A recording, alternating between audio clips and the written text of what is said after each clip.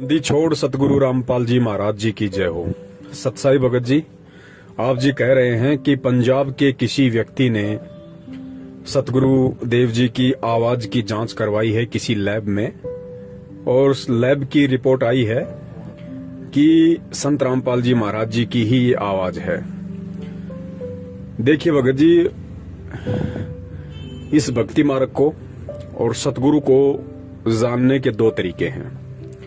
एक तरीका तो ये है कि आप सामान्य व्यवहार से आप परमात्मा को पहचानने की कोशिश करोगे, और दूसरा तरीका है आध्यात्मिक आधार से, तत्व ज्ञान को आधार बना के परमात्मा को पहचानने की कोशिश करोगे। तो पहले वाले तरीके से, जो कि सामाजिक तरीका है, एक व्यवहारिक तरीका है, उस तरीके से आप जी लाख जन्म में भी संत रामपाल जी महाराज जी को या उनकी भक्ति को नहीं पहचान पाओगे। और दूसरा तरीका है आध्यात्मिक तत्व ज्ञान वाला, केवल उसी से परमात्मा की पहचान होती है, दूसरा कोई तरीका नहीं होता है। आप बेंगलोर की जिस लैब की चर्चा कर रहे हैं कि वहां से रिपोर्ट आई है कि हिसार जेल से जो ऑडियो आई है और जो संत रामपाल जी महाराज जी के सत्संगों वाली आवाज है, दोनों एक ही हैं।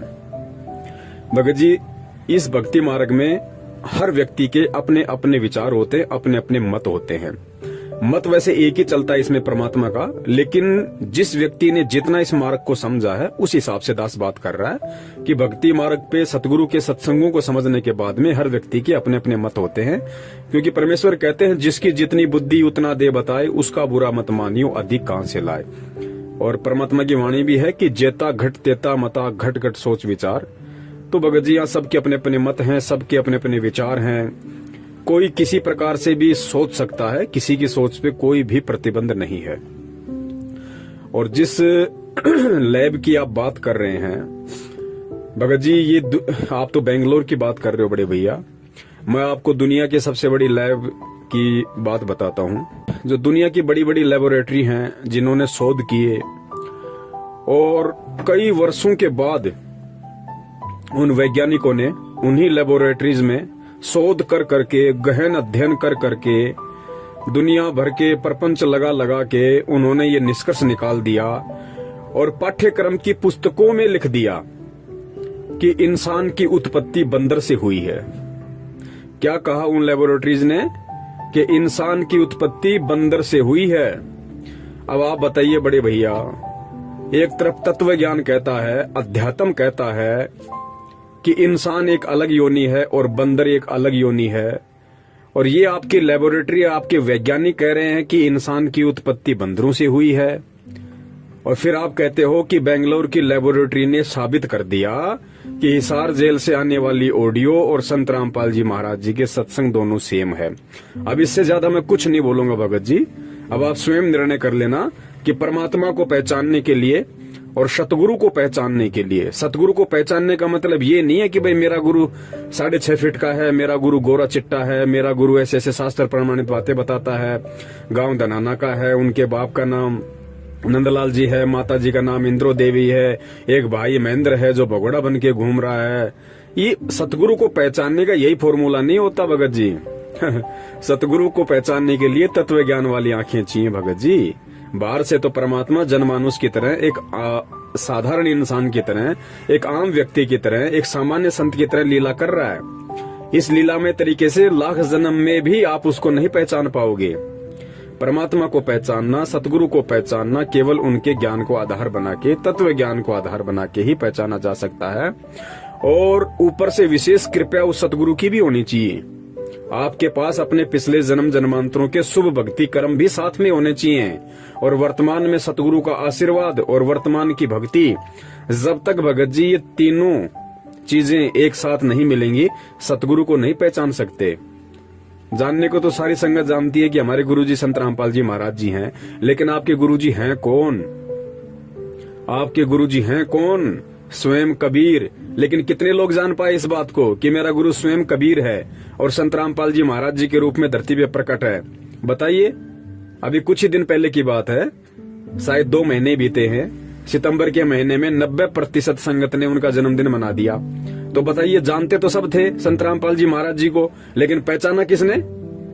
पहचाना केवल उन 10% लोगों ने, उन 10% सत्सेवकों ने, जिन्होंने उनका केवल प्रकट दिवस मनाया, जन्मदिन नहीं मनाया। क्योंकि सत्सेवकों को पता था कि ना सतगुरु जननी जने जाके माना बाप, पिंड ब्रह्मंड से रहित है ना वहां तीनों ताप। सतगुरु यदि हम उनको कहते हैं तो सतगुरु कहने से पहले ये दिमाग पे जोर देना चाहिए कि सतगुरु के विषय में कबीर साहब ने कहा कि ना सतगुरु जननी जने, कि जो सतगुरु होगा वो कभी भी माँ के गर्भ से जन्म नहीं लेता।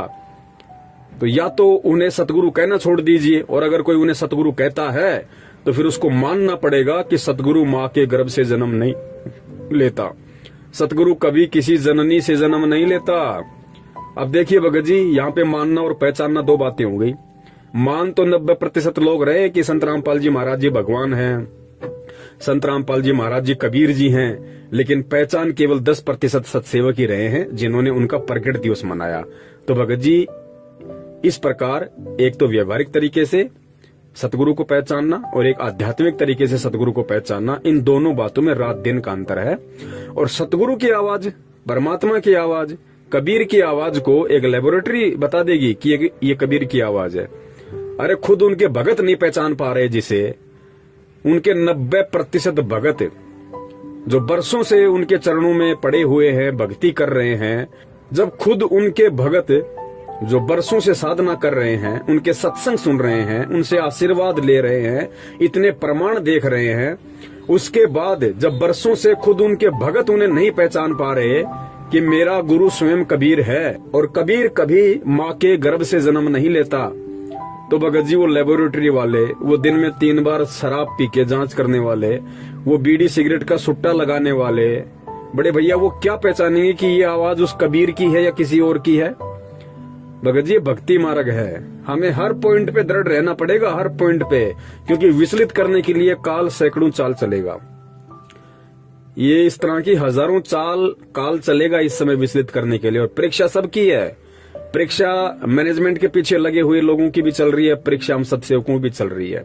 और भगत जी, ये दुनिया के बड़े बड़े महान वैज्ञानिक और बड़ी बड़ी ये महान लेबोरेटरी, ये पिछले 8-10 महीनों से दिन रात चक्कर काट रहे हैं। इनके सर में दर्द हो गया, इनके सर्दियों में पसीने टपकने लग रहे हैं। ये आज तक एक उस कोरोना का तो ढंग से टेस्ट कर नहीं पाए, कोरोना की तो ढंग से रिपोर्ट पेश कर नहीं पाए कि वो कैसे फैलता है, क्या होता है, कैसे उसका उपचार होगा, कैसे वो मिटेगा, कैसे खत्म होगा, ये क्या भला है। आज तक उस कोरोना का तो भगत जी आपके साइंटिस्ट जांच कर नहीं पाए। और बात करते हो संत सतगुरु रामपाल जी महाराज जी, खुद पूर्ण परमेश्वर कबीर साहिब जी की आवाज की जांच करने की, पहले कोरोना की जांच तो करके दिखा दे ढंग से लेबोरेटरी। सतगुरु का तो बहुत लास्ट में नंबर है, दुनिया खत्म हो लेगी उस समय तक। तो जब सतगुरु की जांच की बात आएगी ना, अब कौन कर देगा जांच सतगुरु की? भाई बता दीजिए, कौन कर देगा? जिसने पूरी दुनिया बनाई, जो सारी दुनिया उस परमात्मा के पैर के अंगूठे के नीचे बैठी है, उसकी जांच कर देगा एक सामान्य प्राणी? 4 अक्षर पढ़ के, सफेद कोट पहन के, 4-5 आपस में तत्व मिला के हैं दुनिया को मूर्ख बनाने वाले ये काल जीवन विज्ञान, भगत जी ये परमात्मा की जांच कर देंगे भैया? भगत जी सोचो, विचार करो, ये लेबोरेटरी किसने बनाई? किसने बनाई भाई? इंसान ने ना। और इंसान को किसने बनाया? सतगुरु ने। तो बड़े भैया, जिस इंसान को सतगुरु ने बनाया है वो इंसान सतगुरु की जांच कर देगा? भगत जी विचार करो, ये तत्व ज्ञान है, धोखा मत खा जाना। काल हर तरीके से झकझोर के देखेगा।